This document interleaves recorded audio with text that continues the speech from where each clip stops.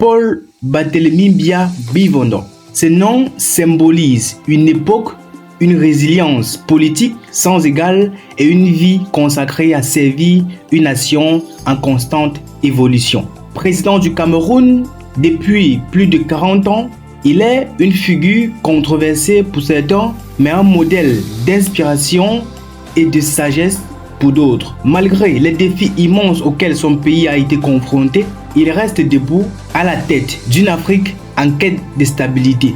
Mais qui est cet homme? Quelle est l'histoire de ce leader qui, malgré tout, continue de marquer l'histoire du continent?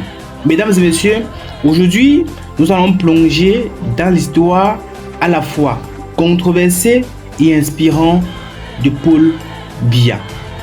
Paul Biya, né le 13 février 1933 à Vromeka, un village paisible niché dans la région du sud du Cameroun.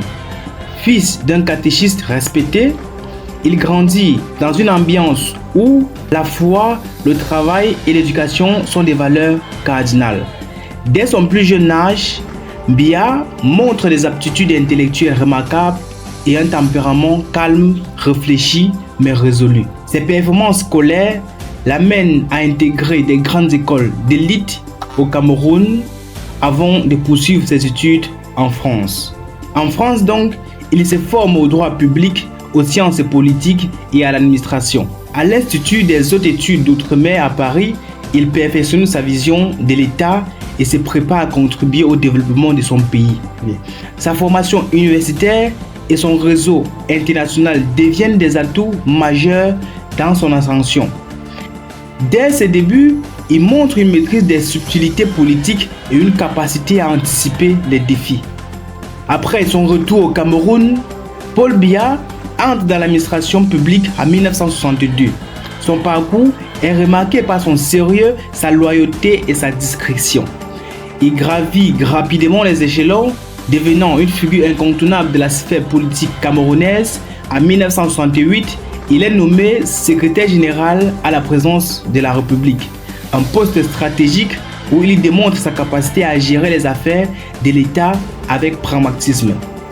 En 1975, il est nommé Premier ministre par Amadou Ahidjo.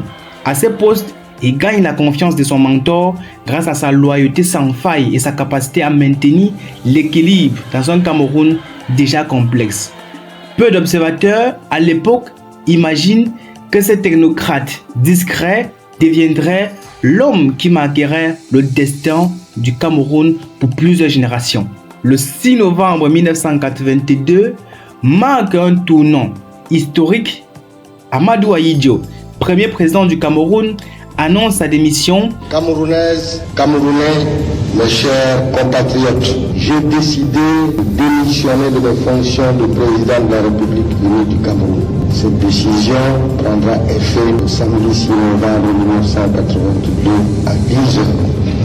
En cette circonstance capitale, je voudrais du fond du cœur remercier toutes celles et tous ceux qui, depuis bientôt 25 ans, ont accordé leur confiance et apporté leur aide dans l'accomplissement de nos lourdes tâches à la tête de l'État.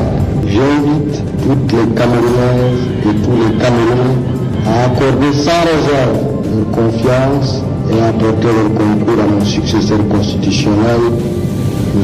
Paul Biya.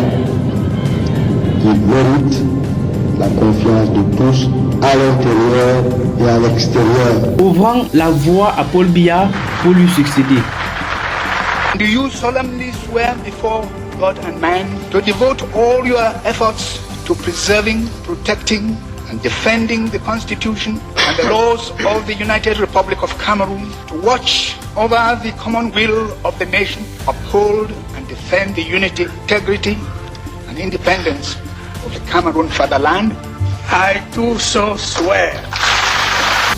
À seulement 49 ans, Paul Biya devient le deuxième président du Cameroun indépendant. Son accession au pouvoir suscite des espoirs immenses. Les Camerounais rêvent d'une nouvelle ère sous ce jeune président, qu'ils perçoivent comme un homme moderne, cultivé et proche des aspirations populaires. Mais les premières années de son règne sont marquées par des tensions avec Ahidjo, son prédécesseur. Accusé d'avoir fomenté un coup d'État en 1984, Ahidjo s'exile. Paul Biya, désormais seul aux commandes, entreprend de poser les bases d'un régime stable et solide. Il lance un appel à la rigueur, ce qu'il appellera ici la rigueur et la moralisation. Un slogan qui devient la pierre angulaire de son leadership. Diriger un pays aussi diversifié que le Cameroun n'est pas une tâche aisée. Paul Biya doit jongler avec une mosaïque de peuples, de cultures et de langues. Dès les années 1990, il fait face à une pression internationale pour démocratiser le pays. Le multipartisme est introduit et malgré les critiques, il parvient à maintenir la stabilité dans un contexte où de nombreux pays africains sombrent dans les conflits civils. Sous son leadership, le Cameroun traverse des crises majeures, notamment la crise économique des années 1980, la montée des tensions dans les régions anglophones et les défis sécuritaires liés à Boko Haram. Pourtant, à chaque étape, Paul Biya fait preuve d'un calme légendaire et d'une capacité à résister aux tempêtes.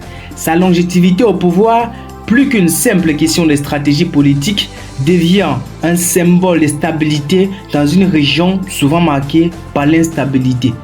Pour beaucoup, Paul Biya représente plus qu'un président, il est une bibliothèque vivante, une source d'expérience inestimable pour le Cameroun et l'Afrique entière. Son style de leadership, bien que critiqué pour sa lenteur, reflète une sagesse issue des décennies d'observation et de gestion des crises. Son calme face aux défis, sa capacité à préserver l'unité nationale malgré les tensions et son rôle de médiateur dans plusieurs conflits régionaux lui valent le respect d'une partie de la communauté internationale.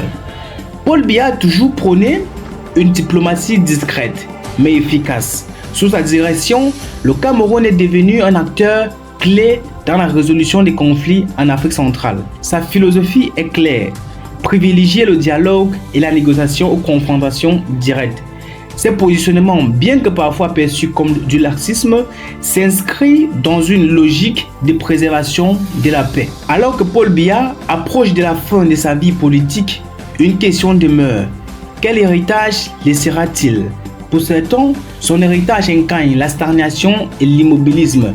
Mais pour d'autres, il représente un bouclier qui a protégé le Cameroun des désastres qui ont frappé tant d'autres nations africaines. Il est l'homme qui a maintenu un pays en paix malgré les tensions internes et les pressions externes. Son parcours inspire la patience, la résilience et l'engagement. Paul Biya n'est pas simplement un dirigeant politique, il est une figure historique dont les leçons doivent être retenues par les générations futures. Sa vie illustre l'importance de la vision, de la persévérance et de la foi en son destin. Paul Biya est bien plus qu'un président, il est un monument, une bibliothèque vivante dont l'expérience est précieuse pour l'Afrique entière. Alors que l'heure de son départ approche inévitablement, il est crucial de tirer parti de ses leçons et de s'inspirer de son parcours. Car qu'on l'aime ou qu'on le critique, Paul Biya a écrit une partie indélébile de l'histoire du Cameroun et de l'Afrique. Merci d'avoir regardé la vidéo. Si vous avez aimé, n'hésitez pas à liker, de commenter, de partager et surtout de vous abonner pour ne rien manquer des prochaines vidéos. On se dit à très bientôt pour une nouvelle vidéo. Ciao.